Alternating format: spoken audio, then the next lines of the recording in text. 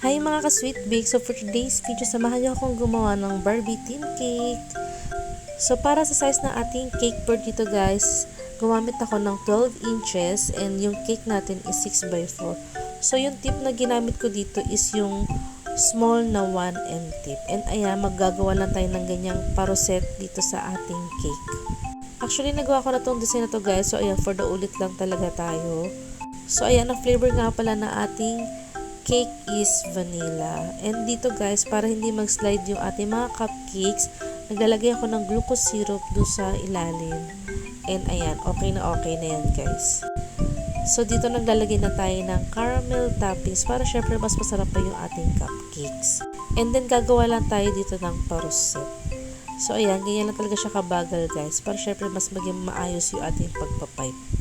Bali mga printable toppers din pala yung included dito sa package na to guys. So bagay na bagay talaga to sa mga budgetarian na mga mommies dyan. Syempre gusto pa makapag-celebrate ng cake para sa kanilang mga baby. O diba guys, napaka-pretty ng ating mga toppers.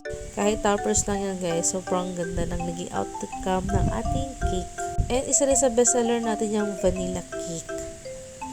So ayun, hindi ko na napakita nung naglagay tayo ng silver drudges. And ito na guys yung final look na ating Barbie theme cake. So ayan guys, sa mga gustong mag-order, PM lang po kayo sa ating page, LNA Sweet Bakes.